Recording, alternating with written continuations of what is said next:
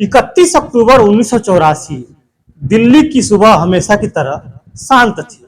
सड़कें जाग रही थी, सरकारी दफ्तरों में हलचल शुरू हो रही थी और देश की प्रधानमंत्री अपने दिन की तैयारियों में व्यस्त थी। किसी ने कल्पना भी नहीं की थी कि कुछ ही घंटों बाद भारत का इतिहास हमेशा के लिए बदल जाएगा। नमस्कार दोस्तों, मैं हूं राकेश। यह कहानी है भारत की पहली महिला प्रधानमंत्री इंदिरा गांधी की, एक ऐसी नेता जिनका नाम भारतीय राजनीति में साहस, दृढ़ता और विवाद तीनों के साथ लिया जाता है। लेकिन यह कहानी उनकी राजनीति की नहीं, बल्कि उनके जिंदगी के आखिरी कुछ घंटों की है। उन घंटों की जब उन्हें सबसे बड़ा खतरा किसी दुश्मन से नहीं, बल्कि उन लोगों से था जिन पर उन्होंने सबसे ज्यादा भरोसा किया था। प्रधानमंत्री का आधिकारिक निवास नई दिल्ली के सफदरगंज रोड पर था। वहीं से कुछ ही दूर उनका कार्यालय अकबर रोड पर स्थित था।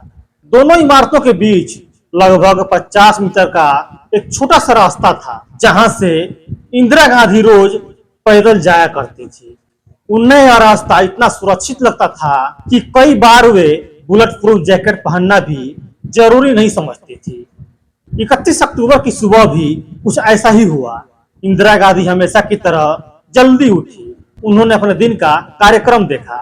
उस दिन उनका एक विशेष इंटरव्यू तय था, जिसे ब्रिटिश टेलीविजन पत्रकार और प्रसिद्ध अभिनेता पीटर उस्तिनोव लेने वाले थे।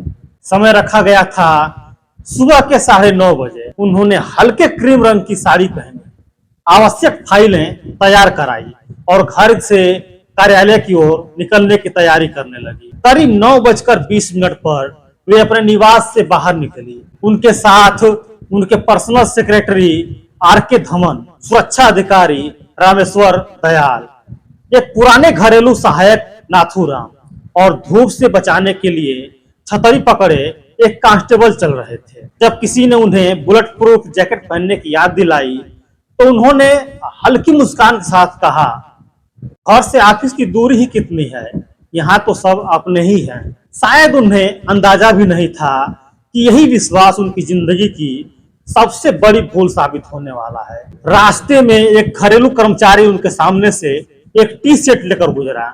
इंदिरा गांधी ने उसे रोका और कहा, यह टी शर्ट ठीक नहीं लग रही, कोई दूसरी ले आओ।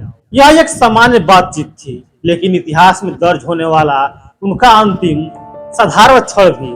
वे तेज कदमों से आगे बढ़ी। उनके सामने वह छोटा सा गेट था जो सफदरगंज रोड को अकबर रोड से जोड़ता था, और उसी गेट पे 2 सुरक्षा कर्मी तैनात थे, बेअंत सिंह और यशवंत सिंह। यशवंत सिंह लगभग 10 वर्षों से प्रधानमंत्री की सुरक्षा में था। वह कई विदेशी दौरे पर भी इंदिरा गांधी के साथ जा चुका था। इंदिरा गांधी उसे अच्छी तरह पहचानती थी। दूसरी ओर सतवंत सिंह केवल 22 वर्ष का एक नौजवान था और कुछ ही महीने पहले ही प्रधानमंत्री की सुरक्षा टीम में शामिल किया गया था। दोनों वर्दी में थे, दोनों हथियार बंद थे और दोनों ने उस सुबह एक ऐसा फैसला कर लिया था जो पूरे देश को दहला देने वाला था। लेकिन यह सब अचानक नहीं हुआ था। इसके पीछे कई महीनों से पल रही एक गहरी नाराजगी थी। जून 1984 में भारतीय सेना ने ऑपरेशन ब्लू स्टार चलाया था। इस कार्रवाई के दौरान अमृतसर के स्वर्ण मंदिर परिसर में छिपे उग्रवादियों को बाहर निकालने के लिए सेना को मंदिर के भीतर प्रवेश करना पड़ा। इस घटना ने देश भर के अनेक सिखों को गहरे स्तर पर आहत किया। उसी आक्रोश की आग धीरे धीरे कुछ लोगों के मन में प्रतिशोध के रूप में बदल गई। बेअंत सिंह और सतवंत सिंह भी उसी मानसिक स्थिति से गुजर रहे थे। 31 अक्टूबर की सुबह सतवंत सिंह ने ड्यूटी बदलवाने के लिए बहाना बनाया कि उसकी तबीयत ठीक नहीं है और उसे शौचालय के पास वाली पोस्ट पर तैनात कर दिया जाए। यह कोई संयोग नहीं था, यह पहले से बनाई गई योजना का हिस्सा था और योजना सफल हुई। अब दोनों उसी गेट पर तैनात थे जहां से कुछ ही क्षण बाद प्रधानमंत्री को गुजरना था। 9:25 पर दिल्ली की वह सुबह अभी पूरी तरह जागी भी नहीं थी। इंदिरा गांधी तेज कदमों से अपने कार्यालय की ओर बढ़ रही थी। उनके साथ चल रहे अधिकारी और कर्मचारी रोज की तरह सामान्य बातचीत में व्यस्त थे। किसी को यह अंदाजा ही नहीं था कि अगले कुछ सेकंड में भारत की सबसे शक्तिशाली महिला पर हमला होने वाला है। जैसे ही वे उस छोटे से गेट के पास पहुंची, बेअंत सिंह उनकी ओर एक कदम आगे बढ़ा। इंदिरा गांधी ने उसे देखकर हल्की मुस्कान दी और हाथ जोड़कर नमस्ते करने लगी। यही वह क्षण था जहां वर्षों का विश्वास एक पल में टूट गया। बेअंत सिंह ने अचानक अपनी सर्विस रिवॉल्वर निकाली और बिना किसी चेतावनी के लगातार गोलियां चला दी। पहली गोली चलते ही सब कुछ बदल गया। इंदिरा गांधी लड़खड़ाई, उनके चेहरे पर अविश्वास साफ दिखाई दे रहा था। शायद उन्हें समझ ही नहीं आया कि उन पर हमला किसने किया। वे जमीन पर गिर पड़ी, लेकिन हमला यही नहीं रुका। अब तक शांत खड़ा सतवंत सिंह आगे बढ़ा। उसने अपनी कार्बाइन उठाई और ताबड़तोड़ फायरिंग शुरू कर दी। कुछ ही क्षणों में गोलियों की आवाज पूरे परिसर में गूंज उठी। प्रधानमंत्री के साथ चल रहे सुरक्षा अधिकारी रामेश्वर दयाल ने उन्हें बचाने की कोशिश की, लेकिन वे भी गोली लगने से घायल होकर जमीन पर गिर पड़े थे। अकबर रोड की ओर तैनात पुलिस अधिकारी दिनेश कुमार भट्ट ने जैसे ही गोलियों की आवाज सुनी, वे तुरंत घटनास्थल की ओर दौड़े। वहां पहुंचकर उन्होंने जो देखा वह किसी भी सुरक्षा अधिकारी के लिए सबसे भयावह दृश्य था। भारत की प्रधानमंत्री जमीन पर लहूलुहान पड़ी थी। उनके आसपास अफरा तफरी मची हुई थी और हैरानी की बात यह थी कि दोनों हमलावर भागे नहीं। उन्होंने अपने हथियार नीचे रख दिए और हाथ ऊपर उठा लिए। बेअंत सिंह ने बेहद शांत आवाज में कहा, हमें जो करना था हमने कर दिया, अब तुम जो करना चाहो कर लो। उसके शब्दों में न घबराहट थी न पछतावा था, जैसे उसने किसी पहले से तय निर्णय को पूरा किया हो। कुछ ही पलों में आसपास तैनात अन्य सुरक्षाकर्मी और आईटीबीपी के जवान वहां पहुंच गए। सतवंत सिंह को तुरंत पकड़ लिया गया, लेकिन अब सबसे बड़ी चुनौती थी प्रधानमंत्री को किसी तरह अस्पताल पहुंचाना। इंदिरा गांधी गंभीर रूप से घायल थी। उनके शरीर से लगातार खून बह रहे थे। उनके पर्सनल सेक्रेटरी आर.के. धवन कुछ क्षणों के लिए स्तब्ध रह गए थे। फिर उन्होंने जोर जोर से चिल्लाना शुरू किया, एम्बुलेंस बुलाओ, जल्दी करो, जल्दी। प्रधानमंत्री निवास में हमेशा एक एम्बुलेंस मौजूद रहती थी, लेकिन उस दिन एक दुर्भाग्यपूर्ण स्थिति सामने आई। एम्बुलेंस चालक उस समय ड्यूटी पर तैनात नहीं था। हर सेकंड कीमती था। इंतजार करने का मतलब था उम्मीद को और कम कर देना। तुरंत निर्णय लिया गया कि जो भी वाहन उपलब्ध हो उसी से प्रधानमंत्री को अस्पताल ले जाया जाए। एक सफेद एम्बेसडर कार निकाली गई। इंदिरा गांधी को सावधानी से उठाकर पिछली सीट पर लिटाया गया। आर.के. धवन, सुरक्षा अधिकारी और अन्य कर्मचारी उनके साथ कार में बैठ गए। जैसे ही कार निकलने लगी, उसी समय एक और भावनात्मक दृश्य सामने आया। सोनिया गांधी नंगे पांव दौड़ती हुई बाहर आई। उन्होंने बिना कुछ सोचे इंदिरा गांधी का खून से भीगा सिर अपनी गोद में रखा। कार तेजी से अखिल भारतीय आयुर्विज्ञान संस्थान एम्स की ओर दौड़ पड़ी। प्रधानमंत्री निवास से एम्स की दूरी बहुत अधिक नहीं थी, लेकिन उस दिन हर मिनट अनंत जैसा लग रहा था। सड़क पर सायरन की आवाज गूंज रही थी। कार के भीतर बैठे लोग लगातार एक दूसरे से कह रहे थे, जल्दी और जल्दी। इंदिरा गांधी की सांसें बेहद कमजोर थी। कोई उनके हाथ पकड़ रहा था, कोई उनका नाम लेकर पुकार रहा था, लेकिन कोई नहीं जानता था कि क्या वे अभी भी सब कुछ सुन पा रही हैं या नहीं। करीब 6 मिनट बाद कार एम्स अस्पताल के इमरजेंसी गेट पर पहुंची, लेकिन वहां भी कीमती समय निकल रहा था। गेट खुलवाने और उन्हें वाहन से बाहर निकालने में कुछ मिनट और बीत गए। जब डॉक्टरों ने पहली बार इंदिरा गांधी को देखा तो पूरे अस्पताल में एक असाधारण हलचल मच गई। देश की प्रधानमंत्री उनके सामने थी और उनकी हालत अत्यंत गंभीर थी। अब शुरू होने वाली थी एक ऐसी लड़ाई जिसमें देश के सबसे अनुभवी डॉक्टर भी समय और मौत से मुकाबला करने वाले थे। सुबह के लगभग 9:30 बज रहे थे। अस्पताल का सामान्य कामकाज चल रहा था, लेकिन जैसे ही खबर फैली कि प्रधानमंत्री इंदिरा गांधी को गोली लगी है तो पूरे परिसर में अफरा तफरी मची गई। डॉक्टर, नर्स और कर्मचारी भागते हुए इमरजेंसी वार्ड की ओर दौड़े। इंदिरा गांधी को तुरंत अंदर ले जाया गया। उनके कपड़े पूरी तरह खून से भीग चुके थे। डॉक्टरों ने बिना एक पल गंवाए उनका प्राथमिक परीक्षण शुरू किया। मॉनिटर पर दिल की बेहद हल्की गतिविधि दिखाई दे रही थी, लेकिन उनकी नाड़ी महसूस नहीं हो रही थी।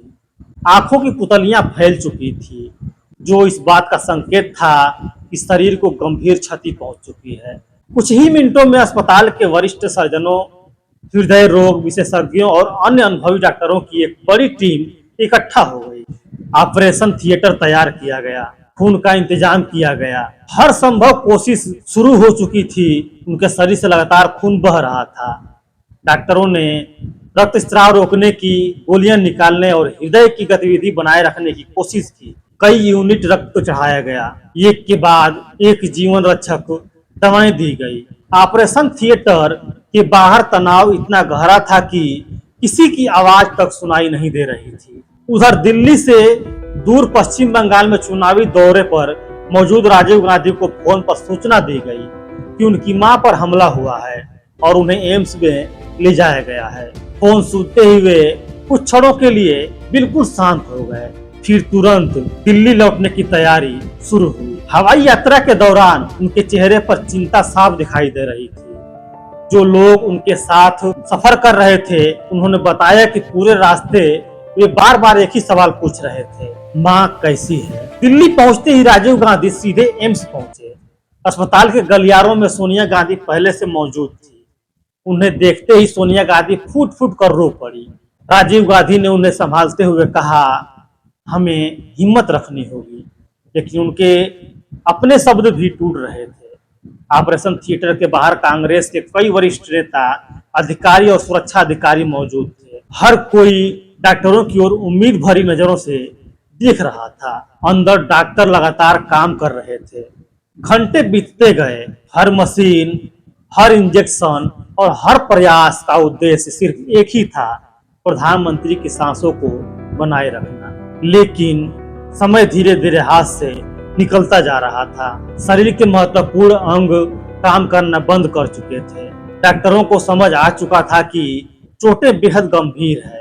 आखिरकार कई घंटों की लगातार कोशिश के बाद डॉक्टरों ने एक दूसरे की ओर देखा। कमरे में गहरा सन्नाटा था। एक वरिष्ठ डॉक्टर बाहर आए। उन्होंने धीमी आवाज में कहा, हमने अपनी तरफ से पूरी कोशिश की, लेकिन अब उन्हें बचाया नहीं जा सका। यह सुनते ही गलियारों में मौजूद लोगों पर जैसे वज्रपात हो गया। राजीव गांधी कुछ क्षणों तक बिल्कुल चुप खड़े थे। सोनिया गांधी की आंखों से आंसू रुकने का नाम नहीं ले रहे थे। देश की प्रधानमंत्री अब इस दुनिया में नहीं थी। 31 अक्टूबर 1984 की दोपहर भारत ने अपनी सबसे प्रभावशाली नेताओं में से एक को खो दिया, लेकिन असली तूफान अभी शुरू होना बाकी था। कुछ ही देर के बाद यह खबर पूरे देश में फैल गई। रेडियो, टेलीविजन और समाचार एजेंसियों ने सूचना प्रसारित की कि प्रधानमंत्री इंदिरा गांधी की हत्या कर दी गई है। दिल्ली की सड़कों पर लोग घरों से बाहर निकल आए। कई जगहों पर रोने की आवाजें सुनाई दे रही थी। कई जगह गुस्सा था और कई जगह अविश्वास। लोग एक दूसरे से पूछ रहे थे, क्या यह सच है? किसी को विश्वास ही नहीं हो रहा था कि जिस महिला ने वर्षों तक देश का नेतृत्व किया वह अब नहीं रही। लेकिन यह दुख जल्दी ही भय और हिंसा में बदलने लगा। देश के कई हिस्सों में तनाव फैल गया। दिल्ली सहित अनेक स्थानों पर सिख विरोधी हिंसा भड़क उठी। हजारों निर्दोष लोग उस आग की चपेट में आ गए जिसका कारण वे स्वयं नहीं थे। एक हत्या ने पूरे देश को गहरे घाव दिए। 3 नवंबर 1984 को शांति स्थल पर इंदिरा गांधी का अंतिम संस्कार किया गया। राजीव गांधी ने अपनी मां को मुखाग्नि दी। लाखों लोग अंतिम दर्शन के लिए उमड़े। उस दिन सिर्फ एक नेता की विदाई नहीं हुई थी। भारत एक ऐसे दौर में प्रवेश कर रहा था जहां राजनीति, सुरक्षा और समाज तीनों की दिशा बदलने वाली थी। इंदिरा गांधी की हत्या आज भी भारतीय इतिहास की सबसे महत्वपूर्ण और सबसे दर्दनाक घटनाओं में गिनी जाती है। ये घटना हमें याद दिलाती है कि कभी सबसे बड़ा खतरा बाहर से नहीं बल्कि वहीं से आता है जहां हमें सबसे अधिक सुरक्षा का विश्वास होता है। और शायद यही इस कहानी का सबसे बड़ा कड़वा सच है। तो दोस्तों, इस कहानी को सुनाने का उद्देश्य किसी के दिल को ठेस पहुंचाना या परेशान करना नहीं था। इस कहानी को सिर्फ जानकारी के लिए सुनाया गया था। अगर आपको यह कहानी जानकारीपूर्ण लगी हो तो वीडियो को लाइक करके चैनल को सब्सक्राइब कर लें, साथ ही बेल आइकन बटन को भी दबा लें। मिलते हैं अगले वीडियो में एक नई कहानी के साथ में। तब तक के लिए जय हिंद।